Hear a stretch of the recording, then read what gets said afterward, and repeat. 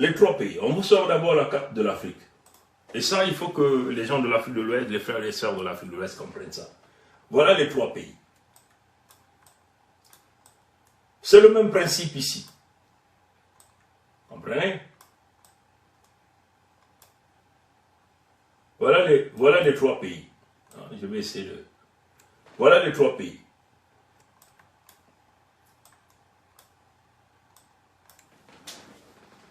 Le Tchad qui est là, qui a une frontière avec le Niger, vous voyez le Niger là, ça c'est le Niger.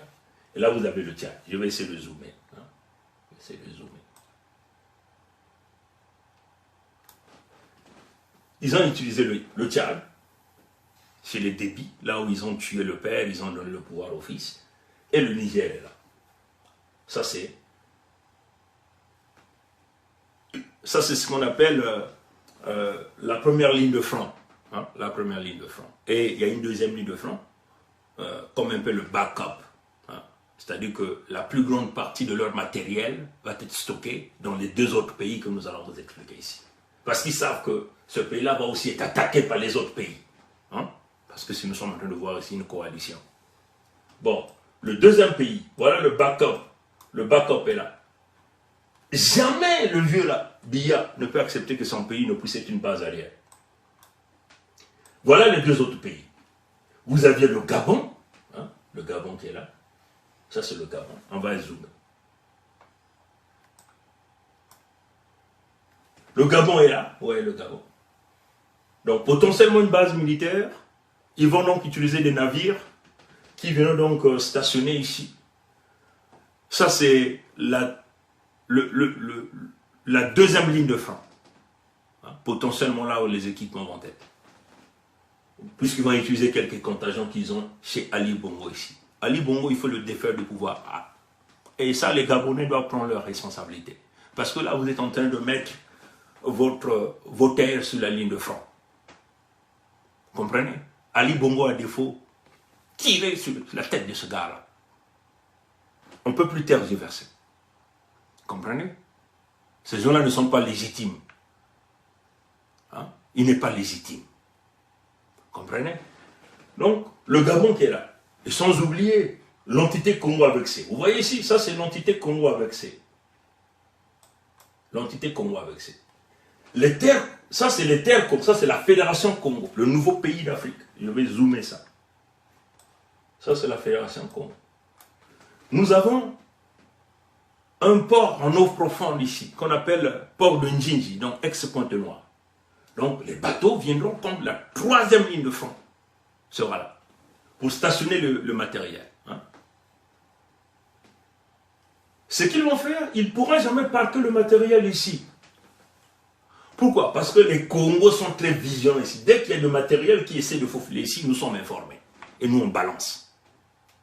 Comprenez? Ce qu'ils vont faire, c'est que le matériel va arriver ici. Ils vont utiliser des porte-avions certainement quelque part en haute mer. Et ils vont donc acheminer le matériel où?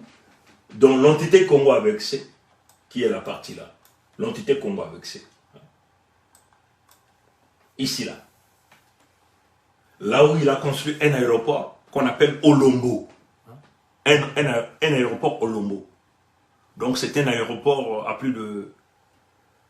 on parle de combien de plus de 3000 mètres. 3000 mètres. 3 kilomètres. 3 kilomètres de longueur. Et une largeur, on parle de combien? De plus de 15 mètres. Donc c'est un aéroport qui a été construit, c'est un aéroport militaire.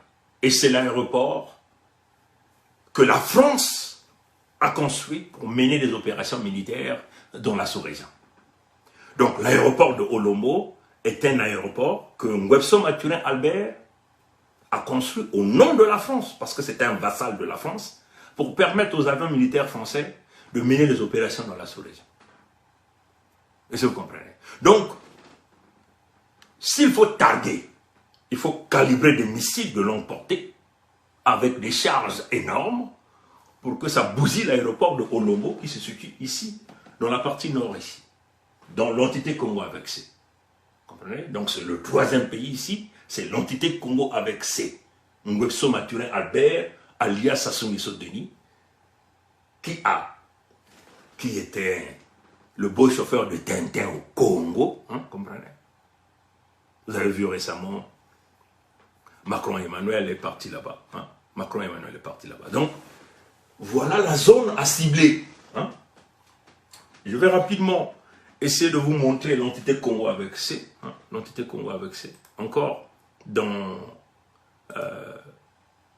que vous puissiez comprendre de quoi nous sommes en train de parler ici. Hein? L'entité Congo avec C. En image, totalement séparée de la Fédération Congo. Hein? Donc, le Mali, le Burkina, le Niger et leurs alliés doivent savoir qu'il faut cibler l'aéroport de Olombo. Hein? Si vous laissez cet aéroport, ça veut seulement dire que vous allez laisser tous les équipements militaires qui seront stationnés là, qui vont être utilisés pour la déstabilisation du Niger et potentiellement du Mali et même du Burkina Faso. Comprenez? On ne peut pas parler de deux pays seulement. Nous voulons dire aux Nigériens, il y a le troisième pays que vous n'avez pas l'information que nous vous ajoutons ici, c'est l'entité Congo avec C, ce qui est totalement différent de la Fédération Congo que nous sommes. Donc on va aller vous prendre l'entité Congo avec C, totalement séparée de la Fédération Congo, pour que vous puissiez voir à quoi ressemble l'entité Congo avec C. Après la séparation, vous voyez que l'entité Congo avec C, ça ressemble à ça. Ça, c'est l'entité Congo avec C. L'entité Congo avec C. Vous voyez, ça, c'est l'entité Congo avec C. Cherchez l'adresse,